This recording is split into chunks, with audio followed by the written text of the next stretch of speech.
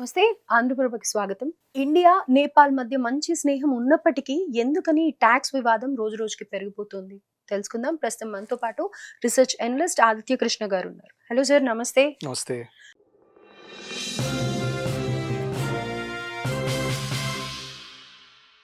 Sir, అసలు overall గా చూసుకుంటే ఏమవుతుంది అనే కన్ఫ్యూజన్ ఎక్కువైపోతుంది. నేపాల్తో మంచి సంబంధాలే ఉన్నాయి, ఎక్కడ కూడా ఇబ్బందికర వాతావరణం ఎప్పుడు చూడలేదు. కానీ ఇప్పుడు సడన్ గా ఎందుకని ఈ టాక్సెస్ వేస్తూ ఉన్నారు అంటే ఎకనామిక్ వైజ్ ఆలోచిస్తున్నారా, లేకపోతే కనుక ఏంటి, what is the master plan behind it?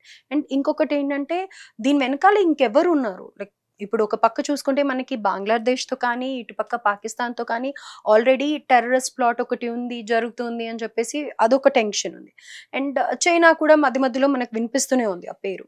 And Nepal ఇప్పుడు సడన్ గా ఎందుకని ట్యాక్సెస్ వేస్తుంది, ఏం జరుగుతుంది అసలు? సో ఇది యాక్చువల్లీ ఇవన్నీ కూడా మనం అన్ని కలిపి కూడా చూడాలి. దట్ మన నేబర్హుడ్ అంతా బాగా చాలా ప్రాబ్లమాటిక్ నేబర్హుడ్ లాగా అవుతుంది. ఇంతకు ముందర కూడా ఎట్లా అనుకునే వాళ్ళం అంటే కొంచెం గేమ్ ఇండియన్ గేమ్ నడిచేది, కొంచెం చైనీస్ గేమ్ నడిచేది అనుకునే వాళ్ళం. ఫర్ ఎగ్జాంపుల్ శ్రీలంకలో కూడా ఒకప్పుడు ప్రో చైనీస్గా ఒక అతను వచ్చేవాళ్ళు, లేకపోతే ఇంకో అతను ప్రో ఇండియన్గా వచ్చేవాళ్ళు, ఇట్లా మూవ్మెంట్ జరుగుతుండేది. బంగ్లాదేశ్ షేక్ హసీనాగా ఆమె ఉండేదాకా కూడా చాలా మటుకు కొంచెం ప్రో ఇండియన్ స్టాన్స్ లాగా టు సమ్ ఎక్స్టెంట్ ఉందని భావిస్తారు. ఎందుకంటే అది మనకున్న ఇంటెలిజెన్స్ ఆపరేషన్స్ ద్వారా ముజిబుర్ రెహమాన్ ఫ్యామిలీ వాళ్ళు రావటము, సో దానివల్ల కొంచెం సాఫ్ట్ కార్నర్ ఇండియా వైపు.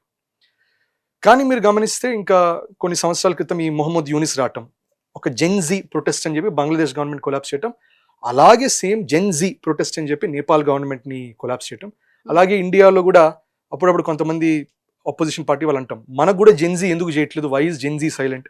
సో ఈ జెన్జీ అని ఒక రిఫరెన్స్ వస్తుంది. సో దీని వెనకాల కూడా బై అండ్ లార్జ్ అంటే యూఎస్ హస్తం ఉందని అంటారు. ఇన్ఫాక్ట్ బంగ్లాదేశ్ కూడా చైనా కూడా ఇన్ఫ్లుయెన్స్ చేద్దాం అనుకుంది, యూఎస్ కూడా ఇన్ఫ్లుయెన్స్ చేద్దాం అనుకుంది, ఎగ్జిస్టింగ్ గా ఇండియన్ ఇన్ఫ్లుయెన్స్ ఉంది. షేక్ హసీనా వెళ్ళిపోవడం వల్ల ఎసెన్షియల్ ఏమైంది, చైనా యుఎస్ అనుకుంటే ఎండ్ ఆఫ్ ద డే అక్కడ నెగ్గింది యుఎస్ఏని. వాళ్ళకి మెయిన్గా సెయింట్ మార్టిన్స్ ఐలాండ్ అనేది అక్కడ కావాలి, బే ఆఫ్ బెంగాల్ దగ్గర కావాలి. ఆ ఐలాండ్ ఎందుకు కావాలంటే ఆ ఒక్క ఐలాండ్తో వాళ్ళు ఒకవైపు చైనాని, ఒకవైపు మమ్మల్ని ఇండియాని ఈజీగా చెక్లో పెట్టచ్చు. సో అదొక ఆస్పెక్ట్ పెట్టారు. అది షేక్ హసీనా బాగా ఒపోజ్ చేసేది.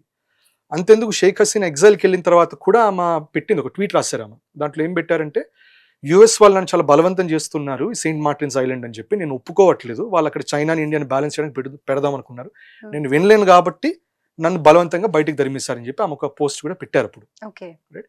ఇప్పుడు నేపాల్లో కూడా మీరు గమనిస్తే అదే సేమ్ జెన్జీ ప్రొటెస్ట్ అని చెప్పి అది ఫ్యూయల్ చేయడానికి కూడా అమెరికన్ ప్లాట్ఫామ్స్ మళ్ళీ మీరు గమనిస్తే అదే మీకు ట్విట్టర్, అదే ఫేస్బుక్, అదే ఇన్స్టాగ్రామ్, వీటి బేసిస్ మీదనే మీకు ఆ ప్రొటెస్ట్ జరగటం. మళ్ళీ అక్కడున్న వాళ్ళు కూడా ప్రొటెస్ట్ జరుగుతుంటే వెనకాల తగలబడుతున్న బిల్డింగ్ ముందర రీల్స్ చేయటం, డాన్సింగ్లు చేయటం, ఇవన్నీ నేపాల్లో అవన్నీ చేయటం. సో చాలా మటుకు ఓవరాల్ కోఆర్డినేషన్ అక్కడ కొంచెం అమెరికన్ స్ట్రెంగ్త్ అనేది వాళ్ళు ఆ డామినెన్స్ అనేది చూపిస్తున్నారు. ఇన్ఫాక్ట్ అమెరికా ఎప్పుడైనా కూడా గ్లోబల్గా సూపర్ పవర్ మెయింటైన్ అవ్వడానికి డామినెన్స్ అనేది చూపిస్తుంటుంది.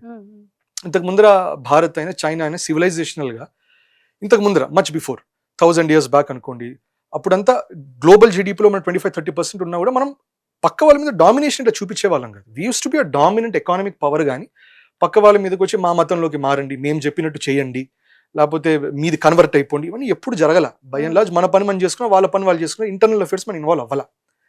కానీ యూరోపియన్ పవర్స్ వచ్చినప్పటి నుంచి, కొలోనియలిజం వచ్చినప్పటి నుంచి కూడా అప్పుడు పద్ధతి వాళ్ళది వేరుగా ఉంది. వాళ్ళు ఏం చేస్తారు, ఒక సూపర్ పవర్గా డిక్లేర్ చేసుకోవాలంటే వాళ్ళ మతం అక్కడ ఎస్టాబ్లిష్ చేయాలి, వాళ్ళ గవర్నెన్స్ రావాలి, వాళ్ళ భాష రావాలి, వాళ్ళ బట్టలు రావాలి, వాళ్ళు అట్లా కంప్లీట్గా రుద్దుతూ ఉండేవాళ్ళు. ఎవరైనా కూడా ఫ్రెంచ్ అయినా అదే చేశారు, డచ్ అదే చేశారు, బ్రిటిష్ వాళ్ళు చాలా సక్సీడ్ అయ్యారు. బ్రిటిష్ తర్వాత మీరు చూస్తే ఇప్పుడు యుఎస్ చాలా సక్సీడ్ అవుతుంది దాంట్లో బలవంతంగా. మన దేశంలో కూడా సోషల్ మీడియా ప్లాట్ఫామ్స్ మన సొంతం ఉండకపోవడం ఏంటి, మొత్తం కాలిఫోర్నియా సిలికాన్ వ్యాలీ బేస్డ్ నడుపుతున్నాం. ఇప్పుడు మనం ఏఐ బేస్డ్ చాలా మంది సర్చింగ్ చేస్తున్నారు. ఇప్పుడు చాట్ జీపీటీలో అంతెందుకు చాలా మంది పర్సనల్ ఇష్యూస్ కూడా అడుగుతారు, నాకు ఈ పర్సనల్గా ఇష్యూస్ జరుగుతున్నాయి, ఏం చేయాలి అని అడుగుతున్నారు. డేటా అంతా నీట్గా కాలిఫోర్నియా సర్వర్స్లో ఉన్నాయి. సరే, ఇప్పుడు టార్గెటెడ్గా ఏమన్నా ఒక సోషల్ ఇంజనీరింగ్ చేయాలంటే ఈ డేటాని వాడుకొని, ఇప్పుడు ఇంకా ఏఐ పవర్తో వాడుకొని, ఇంతకు ముందర డేటా అనలిస్టులు కూర్చొని చేసేవాళ్ళు, డేటా అనలిస్ట్ అక్కర్లా, ఏఐలోనే రాస్తారు ఏమి చేస్తే ఏ స్టేట్లో ఎవరిని ఎట్లా ఇంపాక్ట్ చేయొచ్చు, ఈజీగా వాళ్ళకి డేటా వచ్చేస్తుంది, చేసేచ్చు వాళ్ళు. ఇది జరుగుతుంది. సో బాలెన్ షా అనే అతను అక్కడ ఎస్టాబ్లిష్ అయిన మరుక్షణం ఇనీషియల్గా వెళ్ళిన వెంటనే ఆయన ఏమన్నారు, నేను ఇక్కడ ఉన్న లోకల్ నేమ్స్ అన్ని బ్రిటిషర్ నేమ్స్ అని రిమూవ్ చేస్తాను, లోకల్ నేపాలీ నేమ్స్ రావాలి, ఇవన్నీ కొంచెం నేషనలిస్టిక్గా చూపించారు ఆయన. కానీ నేషనలిస్ట్గా ఎప్పుడైనా చూస్తే నేపాల్కి all time all weather friend అనేది భారత్. ఎందుకంటే వీఆర్ షేరింగ్ అ బార్డర్. వాళ్ళకు almost 100% oil and gas supply ఇచ్చేది మనమే. చైనా వాళ్ళతో రిలేషన్స్ ఇంతకు ముందర కేపీఓలి అప్పుడు చైనాతో రిలేషన్స్ బాగున్నా కూడా వాళ్ళకి చాలా మటుకు ట్రేడ్ మనం, ఎందుకంటే ల్యాండ్ రూట్ అనేది మన నుంచే వాళ్ళకి ఈజీగా ఉంటుంది. ఇక్కడ చైనాలో టిబెట్ ద్వారా కష్టం వాళ్ళకి, రాకీ మౌంటైనస్ టెరెన్. మన దగ్గర కొంచెం ఉత్తరప్రదేశ్లో ఉండే ఈ నేపాల్గంజ్ ఏరియా నుంచి అక్కడి నుంచి లక్నో నుంచి ఈజీగా వెళ్తుంది మనకి. సో ఇప్పుడున్న వింత ఏంటి, సడన్ గా ఇప్పుడు మనం చూస్తే ఇంకే మూవ్మెంట్స్ మొదలయ్యాయి. మొన్న రీసెంట్ గా ఇది కూడా అన్నారు దట్ నేపాల్ వాళ్ళు కొన్ని పార్ట్స్ ఆఫ్ ఉత్తరాఖండ్ కేపీఓలి అప్పుడు కూడా క్లెయిమ్ చేశారు దట్ ఈ పిట్టోరాగర్ ఏరియాని కూడా వాళ్ళ మ్యాప్ లో మెన్షన్ చేసుకోవటం, అట్లా చేయటం. అప్పుడు చైనీస్ ఇన్ఫ్లుయెన్స్ తో. ఇప్పుడు ఏంటి యుఎస్ ఇన్ఫ్లుయెన్స్ ఇంకా అగ్రెసివ్ గా వాళ్ళ పాస్టింగ్ లోకి వెళ్తున్నారు. దట్ పార్ట్స్ ఆఫ్ ఉత్తరాఖండ్ అయినా పార్ట్స్ ఆఫ్ బీహార్ అయినా చిన్నగా నేపాల్లో కలుపుకునే ప్రయత్నాలు. ఇప్పుడు ఈ ట్యాక్స్ పెట్టడం, ఎప్పుడన్నా మీరు ఉత్తరప్రదేశ్ నుంచి లేకపోతే బీహార్ నుంచి మీరు నేపాల్ వైపుకి వెళ్ళాలని ట్రై చేస్తే చాలా మటుకు ఫ్రీ ఫ్లోయింగ్ గానే ఉంటుంది. అంత రెస్ట్రిక్టెడ్ బార్డర్ లాగా ఉంటుంది, కొంచెం యూరోపియన్ బార్డర్ లాగానే ఉంటుంది. యూరోప్ కూడా you can easily move from Germany to Belgium to Switzerland, easy movement ఉంటుంది. సో కొంచెం ఈజీగానే ఉంటుంది. అందుకని స్మగ్లింగ్ చేసేవాళ్ళు కూడా అటు నుంచి చేసేవాళ్ళు, టెర్రరిస్ట్ కూడా అటు నుంచి వచ్చేవాళ్ళు. So at the same time ఏంటంటే ట్రేడ్ కూడా నీట్గా ఉండేది, కల్చరల్ ఎక్స్చేంజ్ బాగుండేది. ఇప్పుడు మొన్న చాలా వీడియోస్ వచ్చాయి that Nepal border police force వాళ్ళు వెళ్ళి అక్కడ అందరినీ ఆపటం, ప్రతి ప్రోడక్ట్ మీద ట్యాక్స్ వేయటం, అరటి పండ్ల మీద కూడా వేయటం. ఒక 20 రూపాయలు చిప్స్ ప్యాకెట్ దీని మీద ట్యాక్స్ కట్టలేదంటే అని చెప్పి ట్యాక్స్ తీసుకోవటం. సో ఇనవే ఏంటంటే గుడ్స్ అండ్ సర్వీసెస్ ఫ్లోని కొంచెం రెస్ట్రిక్ట్ చేసినట్టు అయింది. దానికి అఫ్ కోర్స్ మన ప్రభుత్వం గట్టి సమాధానం ఇచ్చింది. మన ప్రభుత్వం ఏం చేసింది, నేపాల్ రిజిస్ట్రేషన్ తో ఉంటే ఎటువంటి ట్రక్ కి ఎటువంటి వెహికల్ కూడా మన బార్డర్ పెట్రోల్ బంక్స్ లో నింపకండి అనేటటువంటిది ఒక రూల్ ఇచ్చారు. సో మనం కూడా వీఆర్ హిట్టింగ్ బ్యాక్. కానీ ఇది హిట్ బ్యాక్ అనేది జరుగుతుంది. ఇప్పుడు డిప్లొమాటిక్ గా మాట్లాడుకుంటే అది వేరే విషయం, కానీ ఎందుకు చేయాలి ఇటువంటిది, ఎందుకు చేయాలి? లోకల్ పొలిటికల్ గా మనకు తెలిసిందే దట్ రీసెంట్ గా వాళ్ళకున్న ఒక యంగ్ మినిస్టర్ కూడా ఆయన రిజైన్ చేశారు, ఎందుకంటే ఆయన మీద కరప్షన్ ఛార్జెస్ వచ్చాయి. బలెన్ షా మీద కూడా ఏంటంటే ఈజ్ లోకల్ గా కొంచెం ప్రొటెస్ట్ ఆయనకు వ్యతిరేకంగా వస్తున్నాయి. Is a young guy, is in his 30s. Natural గా ఇంతకు ముందర ఉన్న పొలిటికల్ ఫోర్సెస్ ఆయనకు వ్యతిరేకంగా చేస్తుంది. సో ఇవి చేస్తున్నారు. బట్ ఐ థింక్ సమ్వేర్ ఏంటంటే ఇక్కడ కొంచెం యుఎస్ వాళ్ళు కూడా అంటూనుంటారు, కొంచెం ఇండియాతో కొంచెం డిప్లొమాటిక్ గా కొంచెం దెబ్బతినేటట్టు చేస్తుంటారు. బంగ్లాదేశ్ ఆల్రెడీ మొహమ్మద్ యూనిస్ గవర్నమెంట్ అప్పుడు బాగా చాలా అట్రాసిటీస్ జరుగుతుండేది. సో అప్పుడు బాగా ఐఎస్ఐతో క్లోజ్ లింకేజెస్ జరుగుతున్నాయి, హిందూస్ మీద చాలా అటాక్స్ జరుగుతున్నాయి. అప్పుడు దే డి నాట్ అడ్రస్, మనం ఎంత చెప్పినా కూడా అడ్రస్ చేయాలి. రాధారామన్ కదా సారీ, వాళ్ళకి ఇక్కడ ఇస్కాన్ లో వాళ్ళకి గోపాల్ దాస్ ఆయన వాళ్ళ ఇస్కాన్ వాళ్ళకున్న చీఫ్ మీద కూడా వాళ్ళు ఏం చేస్తారంటే ఎసెన్షియల్ ఆయన కూడా ఇంప్రిజన్ చేయటం, మనం ఎన్ని అపీల్స్ పెట్టినా కూడా వినకపోవటం, ఇవన్నీ ఎనీవే ఇవి జరుగుతున్నాయి. ఇప్పుడు రీసెంట్ గా వాళ్ళ బంగ్లాదేశ్ నుంచి ఒకళ్ళు మినిస్టర్ మన దగ్గరికి వచ్చి ఒక మీటింగ్ జరిగి వెళ్ళారు. వెళ్ళిన వెంటనే వాళ్ళు ఒక చిన్న క్రాక్ డౌన్ చేస్తే బంగ్లాదేశీ ఎయిర్ ఫోర్స్ లోపల తెహ్రీక్ ఈ తాలిబాన్ పాకిస్తాన్ వాళ్ళు ఇన్ఫిల్ట్రేట్ అయ్యి వాళ్ళు ఎయిర్ ఫోర్స్ వాళ్ళు ఉన్నారు, కలిసి ఉన్నారని తెలిసింది. వాళ్ళందరినీ ఇమీడియట్ గా సస్పెన్షన్ చేయటము, కొంతమందిని ఇంప్రిజన్ చేయటం జరిగింది. కానీ ఒక విషయం ఏంటంటే తెహ్రీక్ ఈ తాలిబాన్ పాకిస్తాన్ అనేది మోస్ట్లీ అక్కడ నార్త్ వెస్ట్ ఆఫ్ పాకిస్తాన్ లో ఆపరేట్ చేస్తున్నారు. వాళ్ళకి బంగ్లాదేశ్ పెనిట్రేట్ చేసేంత కేపబిలిటీ లేదు. చేశారంటే ఎవరు చేయించినట్టు? ఐఎస్ఐ చేయించినట్టే. ఐఎస్ఐ చేసిందంటే ఒక విధంగా గ్రీన్ ఫ్లాగ్ ఎవరు ఇచ్చినట్టు? యుఎస్ ఇచ్చినట్టే. సో ఇంకోటి ప్యారల్ గా మనం చూస్తున్నాం, ఒకవైపు యుఎస్ కూడా ఏం చేస్తుంది, కొంచెం యాంటీ ఇండియన్ స్టాన్స్ తీసుకుంటూ, రెండో వైపు పాకిస్తాన్కి పీస్ మేకర్ అని చెప్పడం, వాళ్ళకి మన సౌదీ అరేబియా ద్వారా ఇంకో $1.5 బిలియన్ లోన్ ఇప్పించటం, దానిపైన వాళ్ళని ఇంటర్మీడియట్గా పెట్టి అక్కడంతా టాక్స్ అన్ని అక్కడ వాళ్ళే మీడియేటర్స్ లాగా చూపించడం, మనల్ని బ్యాలెన్స్ అవుట్ చేయటం, మనల్ని హెల్ హోల్ అని చెప్పటం. సో ఇవన్నీ కూడా జరుగుతుంది. సో ఎందుకు చేస్తోంది యుఎస్ ఇప్పుడు? ఏంటి ఏం నడుస్తోంది? ఏదైనా ప్లాన్ చేస్తోందా?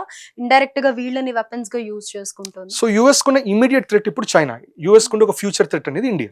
సో ఈ రెండు థ్రెట్స్ ని బ్యాలెన్స్ చేసే ప్రయత్నం చేస్తుంది. ఇంత ముందర చేసేది ఇప్పుడు ఇంకా అగ్రెసివ్ గా చేస్తుంది. ఎందుకంటే మనం కూడా మొన్న వి రీచ్ థర్డ్ లార్జెస్ట్ ఎకానమీలోకి రీచ్ అయ్యాం.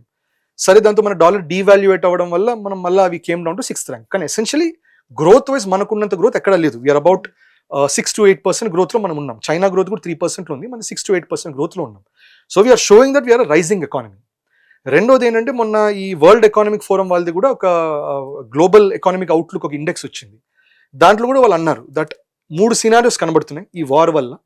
ఒకటి ఏంటంటే ఒక సివియర్ ఇంపాక్ట్ ఏం జరగచ్చు అంటే వరల్డ్ లో అందరి ఎకానమిక్ గ్రోత్ 2% పడిపోయే అవకాశాలు ఉంటాయి. కొంచెం రీజనబుల్ గా కొంచెం బెటర్ గా మోడరేట్ గా ఉంటే ఏంటంటే 2.5%, పాజిటివ్ గా ఉంటే మాత్రం అబౌట్ 3% అట్లా గ్రోత్ ఉంటుంది. కానీ India will still maintain 6% growth. So India is always going to be considered threat. So దానివల్ల ఇప్పుడు చైనాని చెక్ చేయాలంటే వాళ్ళు నేపాల్ని వాడుకుంటారు, బంగ్లాదేశ్ని వాడుకుంటారు. కానీ ఒక రాయితో 2 పిట్టలు అన్నట్టు at the same time India కూడా బ్యాలెన్స్ అవుతుంది. ఈ అన్ని డైనమిక్ లోకి ఇంపార్టెంట్ డైనమిక్ ఇస్ మణిపూర్. మనం మణిపూర్ ఒక కుకీస్ వర్సెస్ మేటేస్ ఇష్యూ అనుకుంటాం. దట్ కుకీస్ క్రిస్టియన్స్ గా మారారు, మేటేస్ ఇంకా హిందూ. కానీ మేటేస్ కూడా చాలా మంది క్రిస్టియన్స్ లోకి మారుతున్నారు. ఒరిజినల్ గా హిందూ కస్టమ్స్ ప్లేన్స్ లో ఉండేవాళ్ళు కాబట్టి ఎంబెడెడ్ ఉండేవాళ్ళు. ఇంటిగ్రేటెడ్గా ఉండేవాళ్ళు. కానీ అక్కడ ఇంకా పెద్ద గేమ్ నడుస్తుంది. ఇప్పుడు మాథ్యూ వ్యాన్ డైక్ అని వాళ్ళందరినీ మయాన్మార్ బార్డర్ దగ్గర పట్టుకున్నారు. ఆయన ఒక యూఎస్ బేస్డ్ మర్సినరీ ఆయన. అక్కడికి వెళ్ళి అక్కడ మయాన్మార్ లో సెపరేటిస్ట్, సో మనం గుర్తుపెట్టుకోవాలి మయాన్మార్, మణిపూర్, మిజోరాం ఇవన్నీ సెపరేట్ కాదు, ఆ ఏరియాస్ అని ఇంటర్లింక్ అయిపోయాయి. ఈజీ ఫ్లో జరుగుతున్నాయి, వెపన్స్ మూవ్మెంట్స్, టెర్రరిస్ట్ మూవ్మెంట్స్ అని ఈజీగా జరుగుతున్నాయి. ఇన్సర్జెంట్స్ అందరూ మూవ్ అవుతున్నారు. మాథ్యూ వ్యాన్ డైక్ అని ఆ సిఐఏ బేస్డ్ అసెట్ అని అంటారు. అక్కడ వెళ్ళి వెపన్స్ ట్రైనింగ్, డ్రోన్ ట్రైనింగ్ ఇవన్నీ చేయడం, ఆ వీడియోస్ చాలా బయటకు వచ్చాయి. సో అతను మనం ఇంప్రిజన్ చేసాం కోల్కతా ఎయిర్పోర్ట్ లో. అతన్ని ఇంకో 6 మర్సనరీస్ ని మనం పట్టుకున్నాం. సో మణిపూర్ దగ్గర ఇంకోటి ఏం గుర్తుపెట్టుకోవాలంటే, తాలిబాన్ వచ్చినప్పటి నుంచి పాపీ కల్టివేషన్ అనేది ఆఫ్ఘనిస్తాన్ లో ఆపేశారు. పాపీ కల్టివేషన్, డ్రగ్ ట్రేడ్ మొత్తం అక్కడ చాలా మటుకు కిల్ చేశారు. ఇప్పుడు అదే డ్రగ్ ట్రేడ్, అటువంటి ఎన్విరాన్మెంట్ మనకి తయారయ్యేది మణిపూర్లో. సో అందుకని ఏంటంటే Manipur is not just about Kuki Meitei, it is not just about India and ఒక ఇన్సర్జెంట్ గ్రూప్ అనేది కాదు. అలాగే మయాన్మార్ అండ్ ఇండియా కూడా కాదు. ఇది ఇవన్నీ జరుగుతూ క్రిస్టియన్ స్టేట్ తయారు చేసే ఒక అటెంప్ట్ జరుగుతూ, American Baptist church Christians state తయారు చేసే ప్రయత్నము జరుగుతున్నది. At the same time drug cultivation కోసం కూడా అది పాట్ బాయ్ లో పెడుతున్నారు.